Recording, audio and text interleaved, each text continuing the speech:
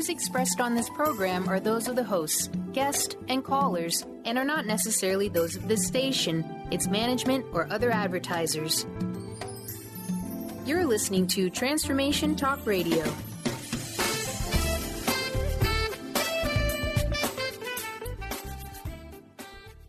Hi, welcome. This is Dr. John DeMartini. This is one of the most amazing and inspiring shows that you can listen into. If you want to be on the edge of your seats, if you want to open up your heart, if you want to expand your mind, and you want to meet incredible people, stay tuned because you're just about to experience a transformative radio show that will change your life. And you're listening to the Dr. Pat Show that's coming up right next.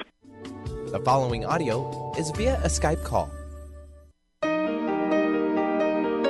Welcome to the Dr. Pat Show. Talk radio to thrive by. Powerful, inspiring, and coming to you live, bringing you stories of people like you and me busting through and living life full out. Get ready to dare to wonder what your life would be like if you knew you could not fail. Hey, everybody, welcome. It is so great to be connecting with all of you. Thank you for tuning us in and turning us on. We've got a great, great show for all of you today. Shout out to Mr. Benny. Shout out to WBOQ. We want to thank everybody for tuning us in. And as a matter of fact, thank you guys for all your emails that you send us, telling us what you want to hear more about, just saying hi, just like, hey. And I love that. I mean, I'm into a great dialogue with somebody from Australia now about a show we did a couple of weeks ago. And it's just so fun to be talking with all of you. And, thanks to Benny, we will always be remembered in that interview of the soundtrack from A Few Good Men. You can't handle the truth. And so here we are today. Is this a question? Is this really it? Can we handle the truth? Well, I've got somebody to talk about that and a whole lot more. Joining me here today, Kimberly Braun. And I want to just say, love calls. Insights of a former Carmelite nun. Yeah, this is what I'm so going to love chatting with her about. And for many of you, you probably have heard of who she is and what she does, but have you heard about what happens when love calls? And do any of us even know what that means? Now, I don't know if Kimberly is going to do this with us today, but in this incredible book, what I love about it, and this is not something that I actually do very well, there are some beautiful poems in here, some really, really, really, what I like to call gut-wrenching, heart-opening verses about inspiration, insight, and love. And so today we get to talk with her about the journey, the destination, and the discovery, because she has done that so amazingly well, so beautiful. What is it we can say? She and I have something really interesting in common. How do we discover things at the age of 5? What is it about that age of 5 going to 6? What is it that happens at 5? We're going to hear from her, and we're going to hear what that actually means. Where was she at age 5? What was she doing? How did that life experience actually help her understand what the spiritual journey then gets to look like as we move forward in life? And how is it that her experience, perhaps, in a monastery, how is that experience? How did that help shape who she is, understand a closer connection to spirit, and open the doors for her now to be somebody that speaks out in the world? Look, here's our mission. This is what I love about what she and I get to do. Inspire others to live from their own yes, found within. That is it. Many of you have heard me say that my biggest job today is in the power of saying yes. That's what I've had to learn how to do.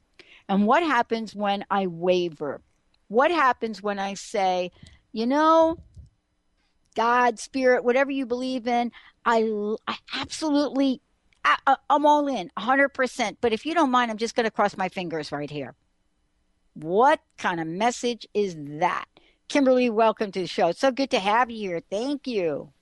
Oh, thank you for having me, and thank you for such a wonderful introduction.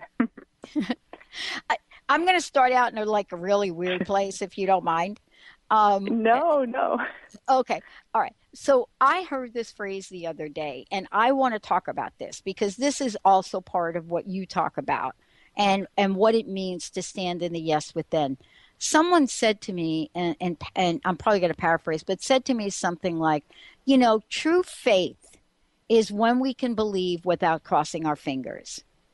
And I had to think about that for a moment. And I thought about, well, Pat, how many times do you say you believe, but then you always have that finger crossing thing that goes on? And I'm not saying physically I do cross my fingers, but do you know what I'm saying metaphorically? Yeah, exactly. I think that's right on. It's like an external movement or a desired internal state. Yes, and I agree with you. I find that word yes is very powerful as somewhat metaphor as well. We talk about being in the flow, and the flow is actually our flow.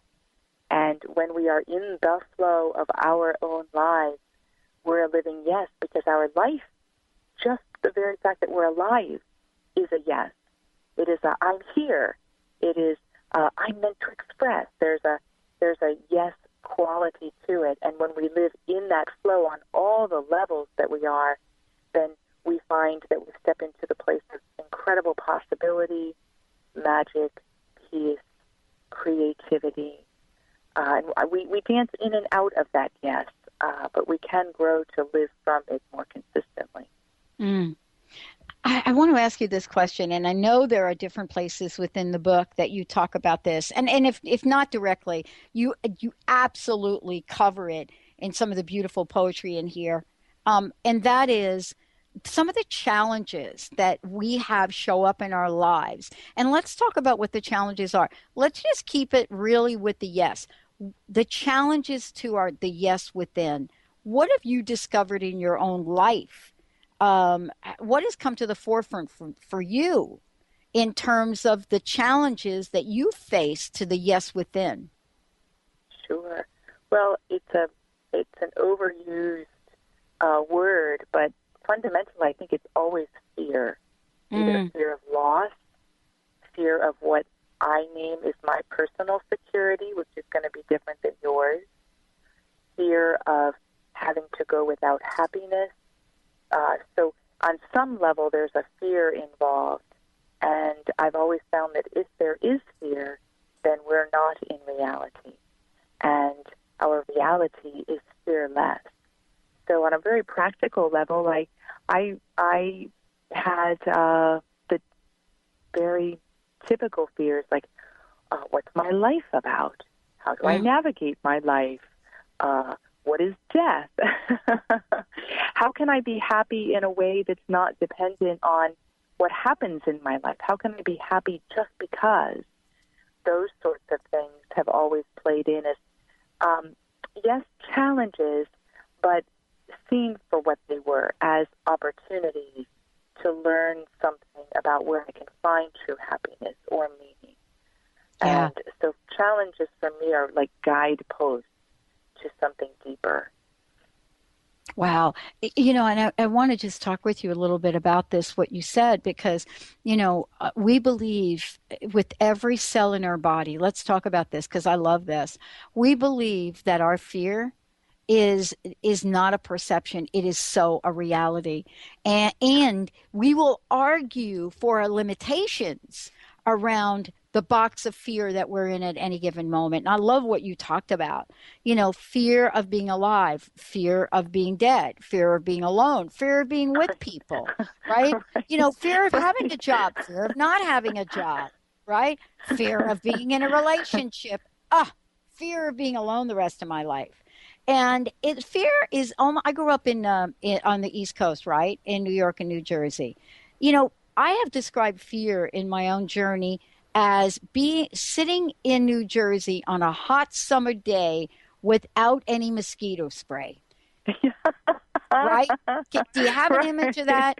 Sitting there in the humidity of New Jersey. I love New Jersey, but sitting there in a hot summer day in the humidity of New Jersey without any way to just fend off the mosquitoes. So I wanted you to talk about this. I mean, isn't that like an image to have? I mean, you know what it's like. You don't even know that a mosquito is like on you until you're already bit. That is how fear has been for me. How has it been for you? Yes, I would say that when I've experienced fear, it makes me want to make decisions to back away from whatever it presents itself. So I would be more like kind of back into my cave. Yeah. That would be my natural response under this idea that I'm going to protect myself. Right. And I had an awesome, this is spoken to in a much more eloquent way in the book, but I had an awesome experience when I was in junior high school of visiting my great-grandparents. I knew many of them, my great-grandparents in nursing homes. And I had a fearful experience when I went to visit one with my family because he was always so vibrant and active in his life. And he had lost all mobility except for the light in his eyes. And long story short, the nursing home, I wasn't that impressed as well with its layout and the fluorescent lights and the lack of sensible beauty. But when I was there, I was so afraid of what him laying in the bed meant to me that I had to leave. I just couldn't stay. I was very scared. And I went out and I sat down. And fortunately for me, is as I was sitting down and I was feeling all the fear, so I was the fear, which I think that's what we do as human beings. We become the fear. I was the fear. I realized, if I'm afraid, I'm not in reality. So there must be something that I don't understand that's beyond me, that's mystery. And if I get there, I won't be afraid. And then what I did in the face of it was my first job was working at a nursing home. Yeah, and I read that. So I read this. threw myself, right in the heart of it. And when I did that, then true, the fear dissolved away in the face of the incredible beauty of these human beings. Then I got into reality. So fear definitely, I feel it in my body, in my mind, in my heart. But I've always found if I just jump right into the center of it, I come to the eye that can see things for what they are. I love this. And by the way, for those of you just tuning in, Kimberly Braun joining me here today. Love Calls is the book. And, when you talk about this in the chapter, I actually put a sticky note here. And this is what Kimberly said. Fear does not show reality. Fear such as this is a veil, period. And then she goes on to say in the book, the dark night lasted 3 years. 3 long years, then light broke. When we come back, we're going to talk about what happens when light does break through. What is it we learn about the grace and the gratitude of that? And what then is our next step?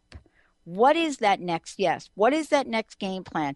How is it some people get to live in their yes, regardless of how much money is in the bank account, how many people are on their doorstep, how many divorces they've gone through, how many? What is it that we can learn from Love Calls? Stay tuned, everybody. We'll be right back with the Dr. Pat Show.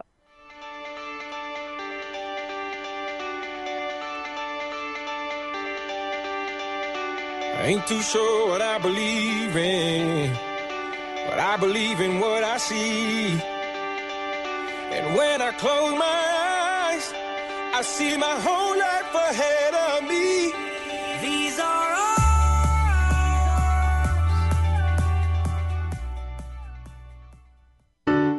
Are you feeling broken from your relationships? Are you second-guessing yourself about friends, family, and lovers? Tune in to the hit show that's creating a buzz in the love-seeking community. Love Seeker Radio, finding love for your authentic self with renowned love coach Heather Lynn. Tired of dissatisfying relationships? Kiss them goodbye and power up your love seeker energy. Coach Heather Lynn reminds you that you can just be you, the beautiful and perfect you. Visit heatherlynncoaching.com to learn more.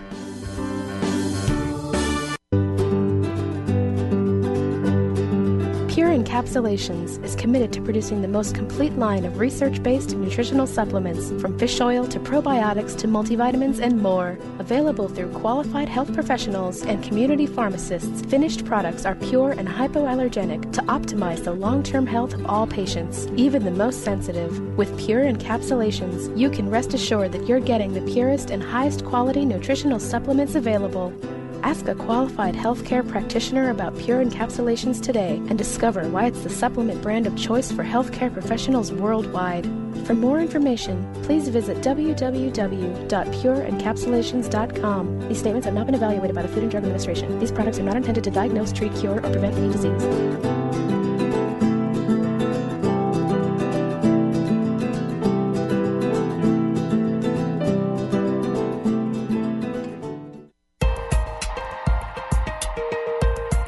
Enlightening, humorous, and compassionate. Listen live to The Kelly Ballard Show, insight and inspiration from the great beyond. Kelly is a fourth-generation medium and intuitive who covers topics ranging from grief, spirit guides, and listening to your intuition. Kelly can help you get answers and guidance from the other side with a little bit of humor and a lot of healing. Tune in to The Kelly Ballard Show, Thursdays at 1 p.m. Pacific Time here on TransformationTalkRadio.com.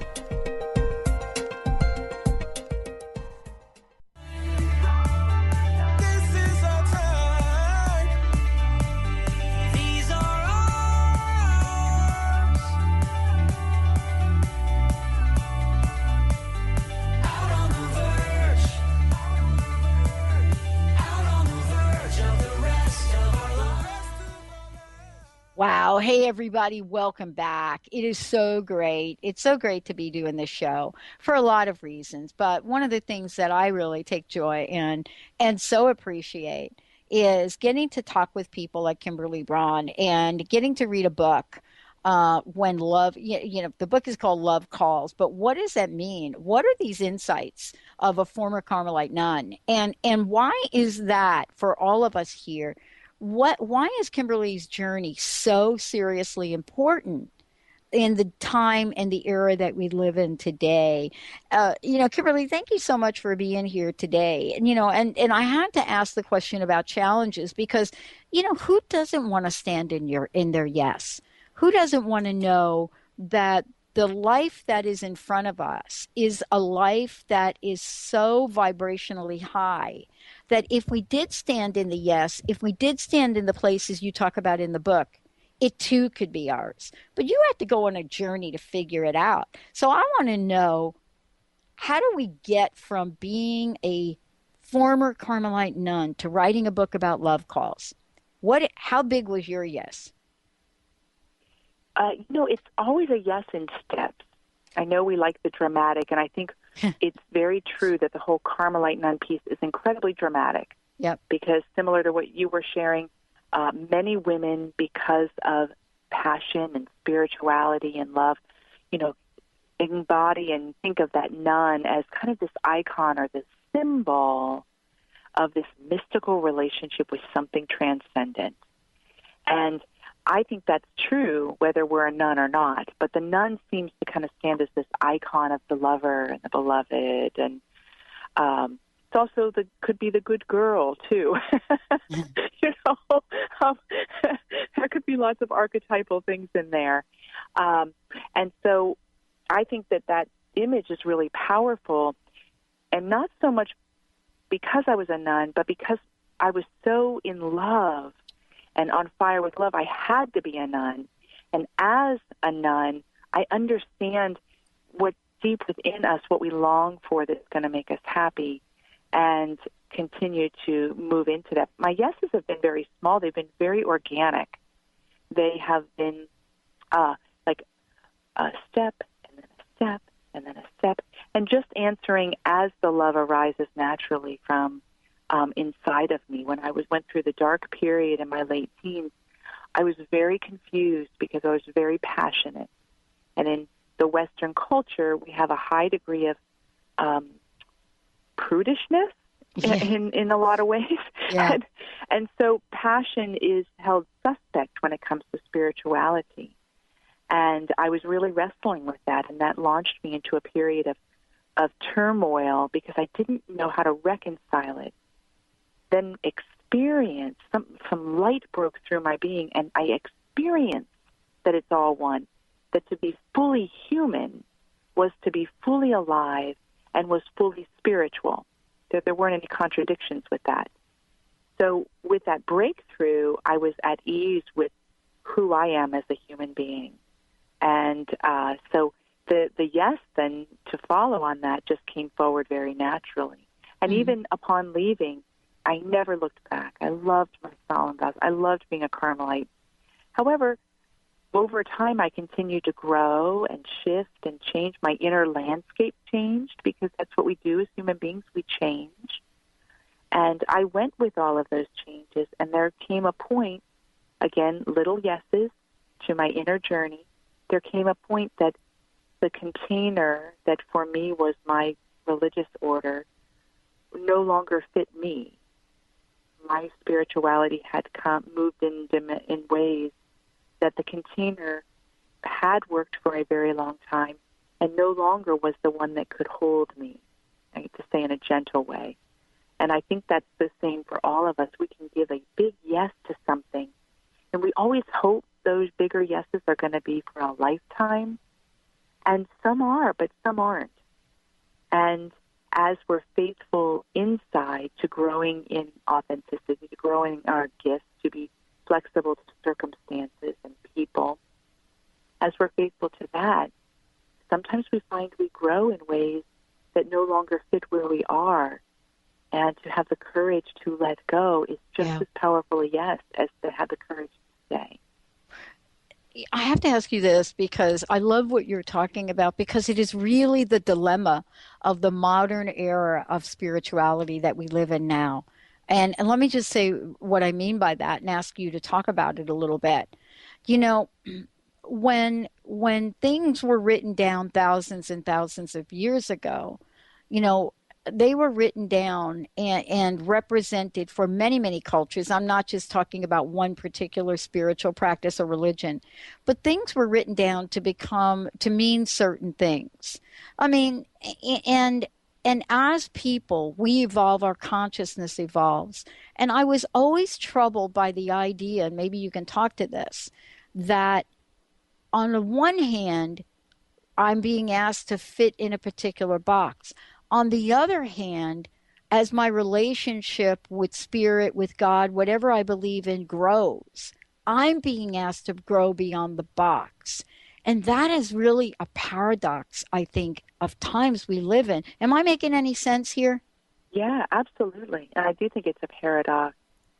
And in my experience, and I've done the same, we move into a structure that is life-giving. We make a choice that's life-giving. It could be a job, it could be a relationship, it could be a monastery. But all of them have a certain structure. Even choosing to live in a certain town has a certain cultural structure to it. Right. And we can lean into that as our form of security, the familiarity of it, the sense of empowerment we feel just by staying committed in rough times, whatever it may be, that gives us a sense of purpose or identity. And I think ultimately we get shaken by spirit over and over again that our real purpose and our real identity are always going to be independent of the structures that we're in. But we do need them because we are in time and space, which is a structured part of the reality.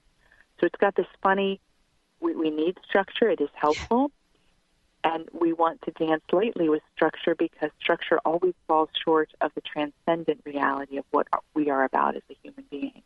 Yeah. And I'm with you, and especially as Western, very linear, driven in accomplishment, our culture is not that graceful around that dance.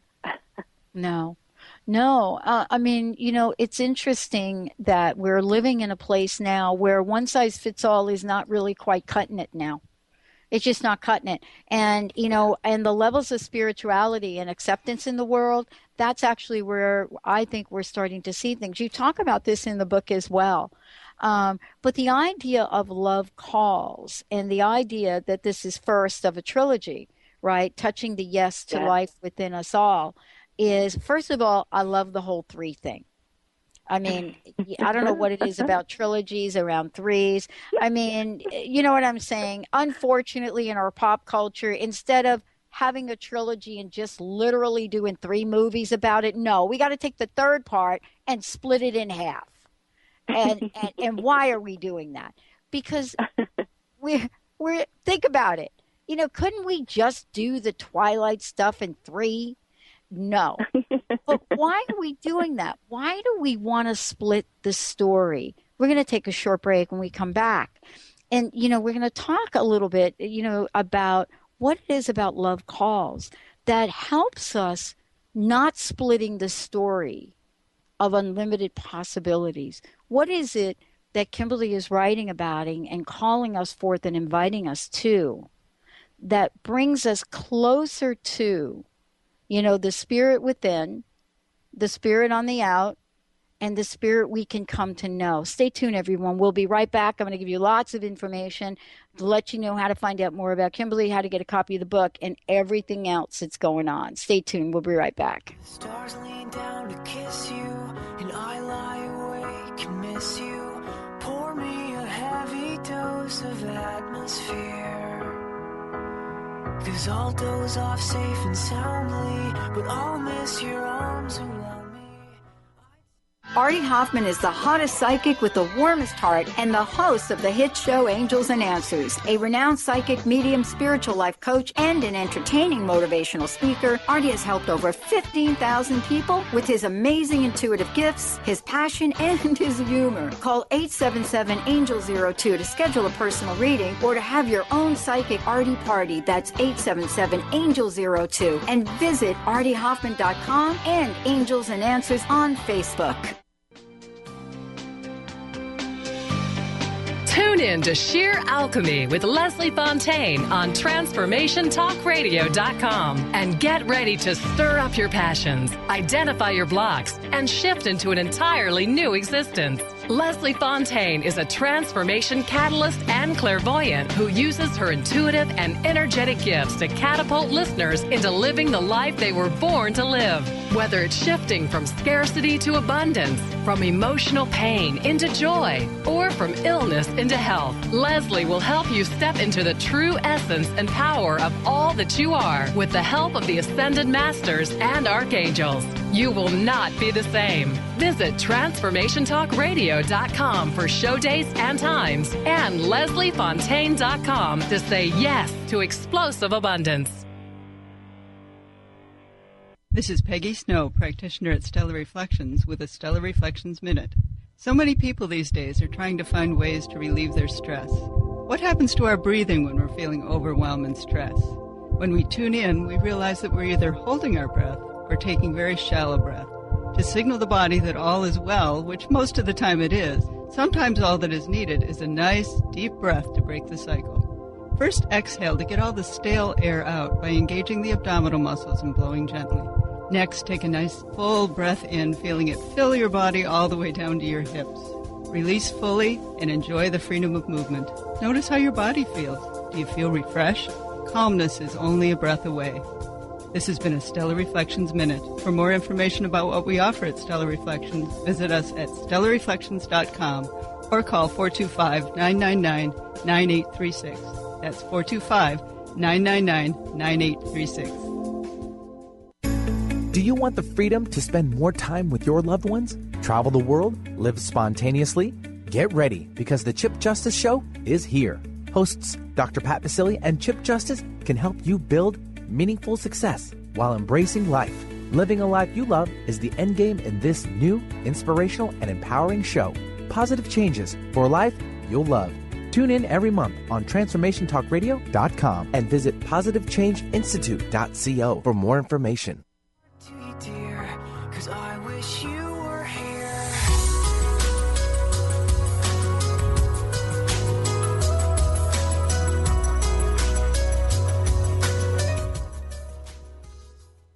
Hey, everybody, welcome back. Kimberly Braun joining me here today. Ooh, Oh, we got some things that I wanted to share with all of you.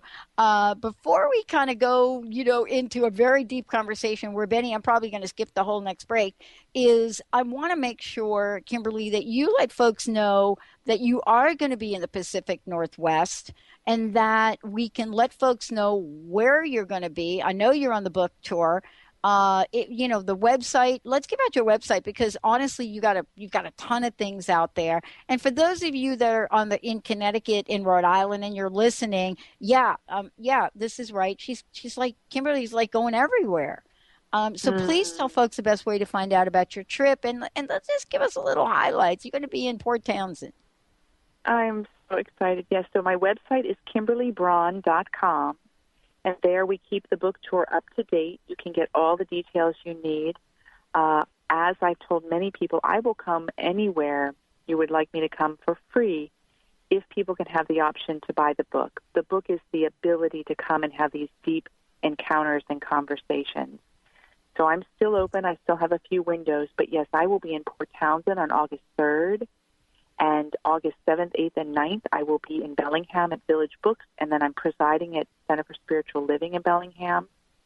14th, 15th, and 16th, I'll be in Ashland, Unitarian Universalist, Unity Church, and then just an open center called The Haven on Saturday.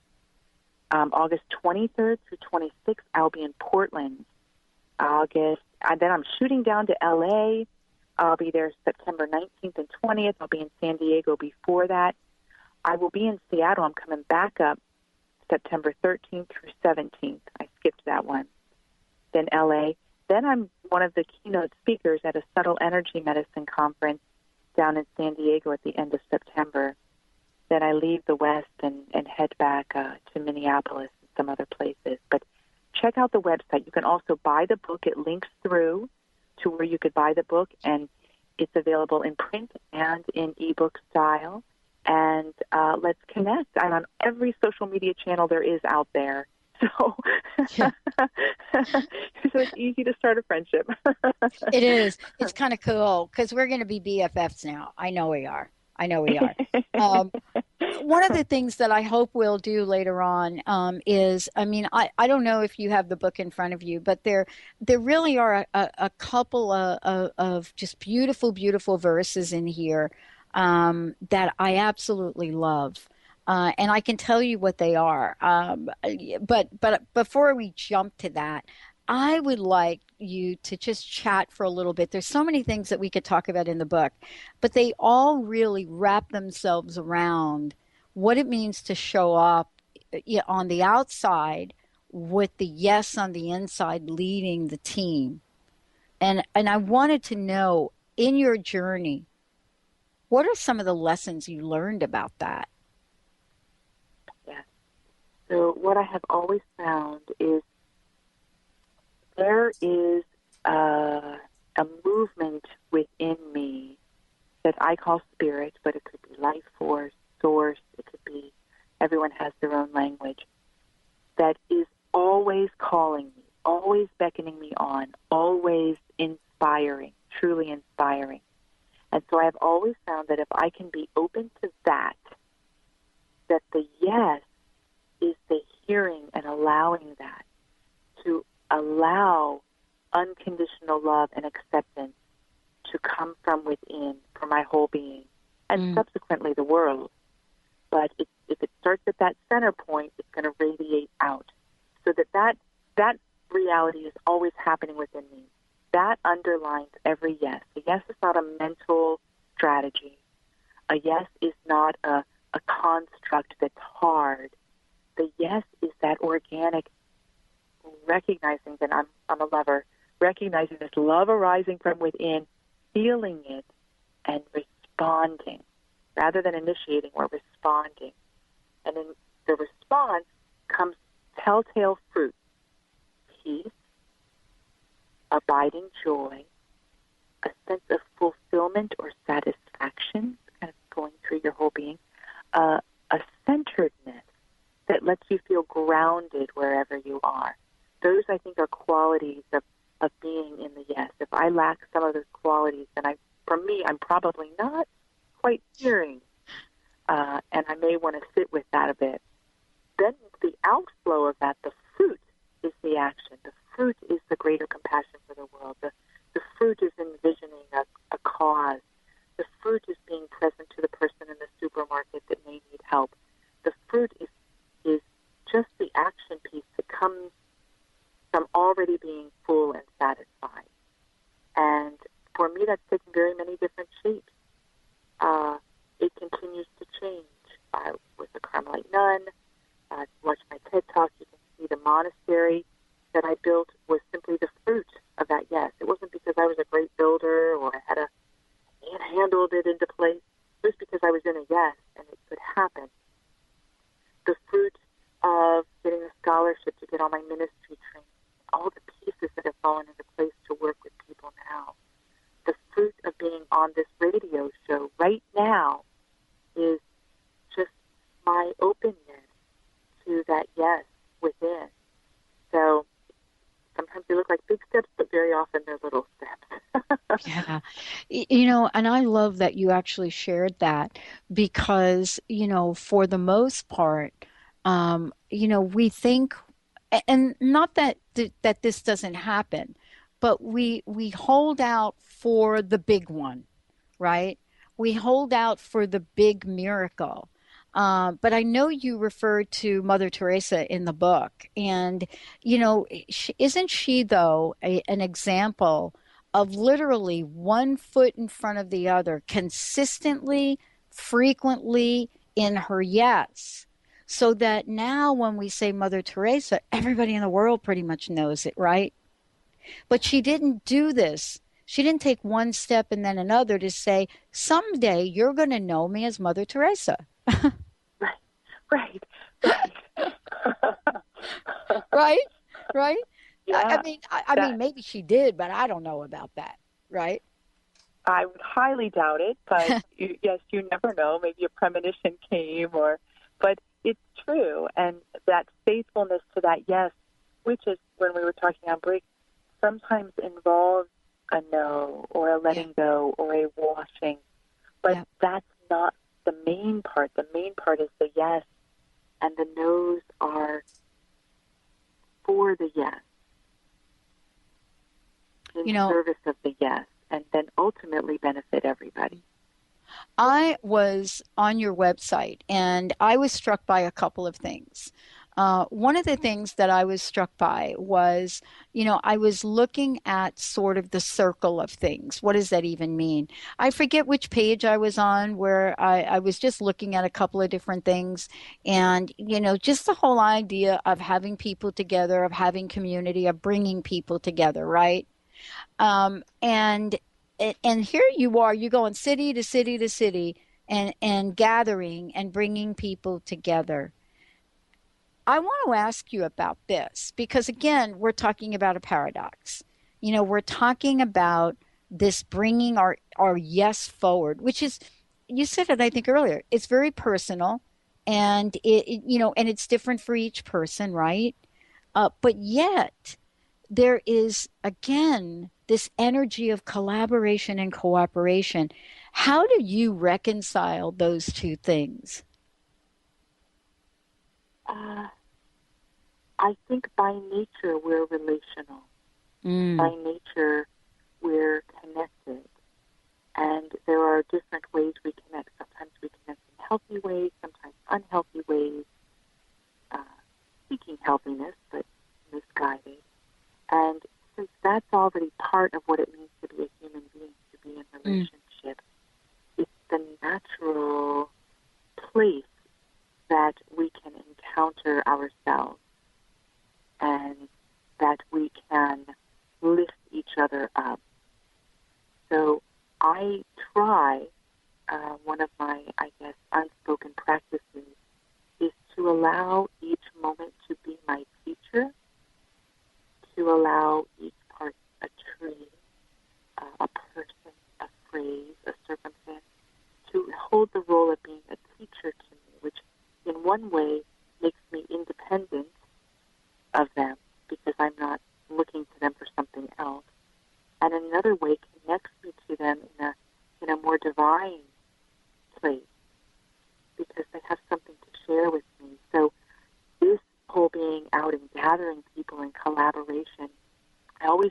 time would come, because having lived in silence for so long and experiencing the levels of communication that are there without words, we're meant to have space to connect with the mystical parts of ourselves.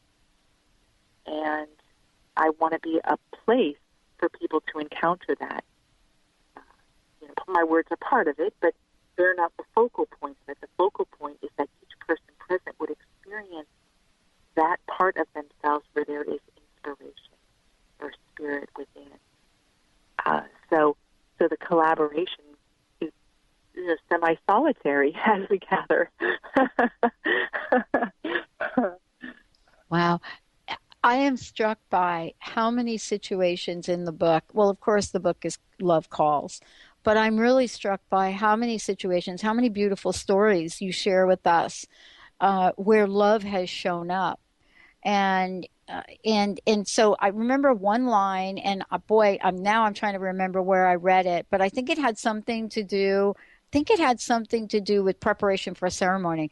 And you talk, there's this phrase that you use, time of love undoing all. I wrote that down. You use this phrase, time of love undoing all. And that became embedded in my brain and in my heart. And I think the circumstance was, in the ritual and the ceremony with, I want to say Mother Anna. But the point is, you use that term, love undoing all. And that stayed so with me that the words that you have in here can't really describe it, but your stories do. And I wanted you to just talk a little bit about that if we could. Because when I was reading some of the poems in here, some of the verses you have in here, it really is that love undoing all. Can you talk about that? Did I get that phrase right? Yes, I believe so. I would have to look back to see, but you've got the essence of it. And it actually, when you're saying it, I well up. I mean, I have tears in my eyes because I can't imagine a greater fulfillment than to feel so filled and encompassed in love that you're undone. There's a messiness to it.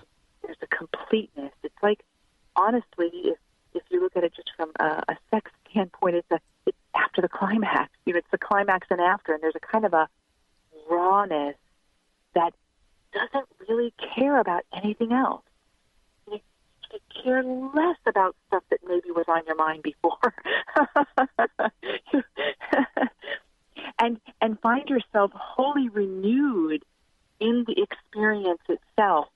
And I think we're meant to have that kind of raw, vulnerable, in Miguel Ruiz's, it's like the warrior. There's so many archetypal words that can speak to that undoing all. And I find it a repetitive birthing because I'm even unaware of pieces within me that still limit me. And as they come to the surface, love can undo that. And there's just kind of a that happens when that limitation comes to the surface, and love can undo it. Love can dissolve it. And then its relevance is it's wiped away. Mm. I was so struck by the chapter, A Bride of God. I was so struck by this chapter that, now I'm going to start to cry. Well, there we go. We're just going to have a big old cry fest right here on the show. And I was really struck by this. As a matter of fact, I had to go back and read it over a couple of 2 or 3 times. And, and this is the part that, this is where it came from, that phrase. Love undoing all is the part of the book that it came from. But I can understand why, this would have us fill up. And to do so in a way that may not make sense to people. A friend of mine said to me, Kimberly, and I would like to ask you about it. A friend of mine said something really interesting to me about it. They said, Pat, are you really going to write that book that way?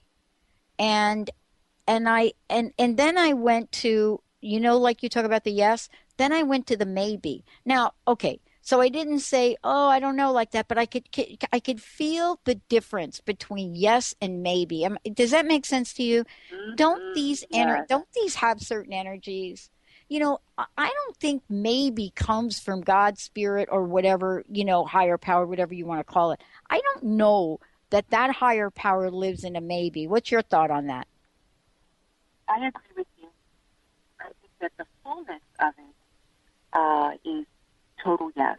I do agree with you. The maybe, when I have unpacked maybes within myself and other people, the maybe always is playing in some form of doubt. Oh, that is my doom. Doubt is my doom. Isn't that interesting that I know that? And doubt comes about, I found with myself and others, doubt seems to come about under the guise of being practical or reasonable or cautious or wary or, circumspect. Doubt has so many different faces. If it hit us just as doubt, then we'd know it, and then we wouldn't succumb. But it comes in all these other guises that can kind of hook us in for a little bit. Oh my gosh, that's true. I should be really cautious about that. But it's really just doubt. It's really interesting. One of the chapters in the book is called The 50 Shades of Doubt. Now, why would I name something like that? Because for me, if it were so black and white, right? If things were so black and white in my life, I'm pretty astute. It's right. I mean, here's me, and this is not how I live my life. I was told by a friend that this is actually the 4 planets in Capricorn, not the 4 in Sagittarius. Okay, so I was just going to put that out there for you. If you're me, you've got 4 in Sag, 4 in Capricorn, and they take up most of the chart up at the top right. So here's the deal. I'm the kind of person that says lasagna is not lasagna unless you put sausage in it. Okay? That's just, I'm Italian. That's like the way I grew up. And there's that part of me. But then there's the other part of me that says, oh, and by the way, it can be any one of the 150 types of sausage on the planet. And so doubt to me is kind of like that. I'm not unaware. I don't look for it, but now I have this radar that can tell when it shows up. I want to ask you what you've learned to do about that, because I think that I'm not alone here. Not that any of our listeners, these are the best listeners on the planet. I just want to say right up front there, but maybe it's just me. Maybe I'm the one that even to this day allows doubt to enter the spiritual energy in my life. And I want to know what you do with what you have learned about that, Kimberly. What do you do with it? So if I take an inner disposition like that, doubt, if I take it in the same way that my goal is to allow everything in my day outside of me to be my teacher, I can also allow what's inside me to be my teacher too. So instead of identifying with that, like putting my emotional energy into considering it real, I could I try to stand separate from the doubt and say to the doubt, what do you have to teach me? What are you about? Where is this coming from? And ask the doubt almost like the doubt's a little person. I'm not Catholic anymore, but I love the mysticism of all the different traditions, and I can't remember Pine Peaks Are High Places. It's an old Christian book, and in it, this woman has to get from one place to another, and it's symbolic of the spiritual journey. And all along her way, people join her, but they are the embodiment of things: hate, fear, doubt, joy, peace. I can't quite remember it, but I was so charmed by that book because it personified things in such a way that she could see it didn't have to be her. She didn't have to go and follow doubt down the winding path into the briar marsh. Yeah. That's on a practical level. That's what I like to do, is like turn it on its head and then they teach me. Yeah. There's a saying here in the Pacific Northwest. I didn't grow up here, but there is a saying, and Jessica's probably going to ping me if I get this wrong, is that, there's a question. How deeply will you go into the blackberry bush to get that last blackberry? And I think it's because if you look at these blackberry vines that grow, oh my gosh, they are like you have to wear armor, literally, not to just get totally eaten up, scratched up, but the question is, have you ever been out there picking them? And have we, and I watched myself one day, how far will I go in, right? What am I willing to risk to get that big fat one that's sitting right in there, tucked away, beautifully plump and ripe? And I caught myself one day with that. And I thought, Pat, do you actually live your life like that? What am I willing to go to? What lengths am I willing to go to truly live the life, of service? And isn't that one of the burning questions of our time? Yes, great questions, and ones that we are really, I love to see humanity wrestling with these things and wrestling in new ways. It's important to wrestle. Part of our dark night comes because we're wrestling with something. Right. Something that we held valuable, even if it was a belief, is no longer having the inspiration that it did have, and we have to wrestle with that. And then if I read your book, right? So I'm going to go out on a limb here. And then if I read your book, maybe what I learn is, you don't have to go in after that. You can just let that be. Yeah. And, it is really, isn't that interesting? It is getting to the place where it becomes less about the me, right? And more about the we, isn't it? Yes. There is I think those words, even the me and the we, as we become healthy human beings, they're less defined too. I mean, obviously I'm me, I'm not you, but in one sense, but that sense of separation that protects us doesn't need to be there. And I find that the we automatically honors the me. I'm not a believer that it's better to give than to receive, because we have to receive first in order to give. And so the we comes from people who are fulfilled and living their yes, entering the dance, and each are honored in the dance. Each are an important part. There is no one lesser than somebody else. So, yeah. Well, I love it. Thank you so much for a fabulous show. It is really, amazing to be able to connect with you. Please give out your website again, if you could.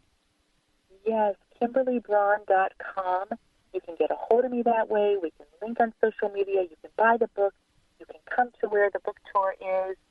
And I would love to become friends with anyone that's interested in becoming friends with me.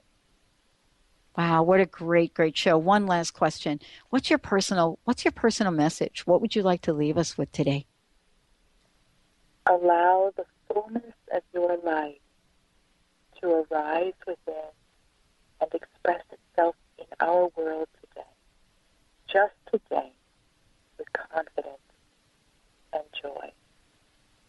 Oh, I love it. And for those of you out there, Love Calls is the name of the book. Kimberly Braun joining me here today. If you missed any part of this, we will definitely have the archive up either later on today or first thing in the morning. I want to thank all of you for tuning us in, turning us on. Go to the drpatshow.com or go to transformationtalkradio.com, and we'll see you next time on the show.